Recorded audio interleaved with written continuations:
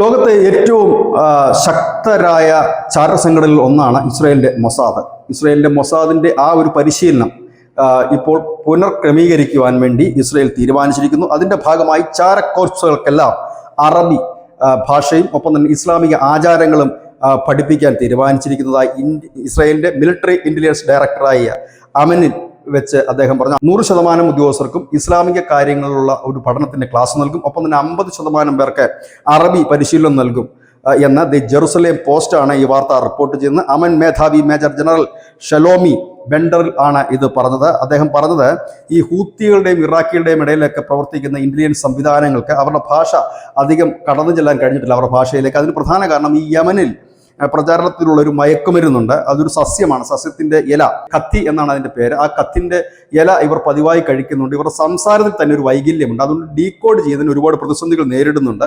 അതുകൊണ്ട് തന്നെയാണ് ഇത്തരം ഭാഷകൾ കൂടി പഠിക്കണം എന്ന് പറയുന്നത്. ഒപ്പം തന്നെ ഇസ്രായേലി സ്കൂളുകളിൽ ഇടക്കാലത്ത് നിർത്തിവെച്ചിരുന്ന അറബി പഠനം പുനരാരംഭിക്കാനും ഇപ്പോൾ തീരുമാനമായിട്ടുണ്ട്.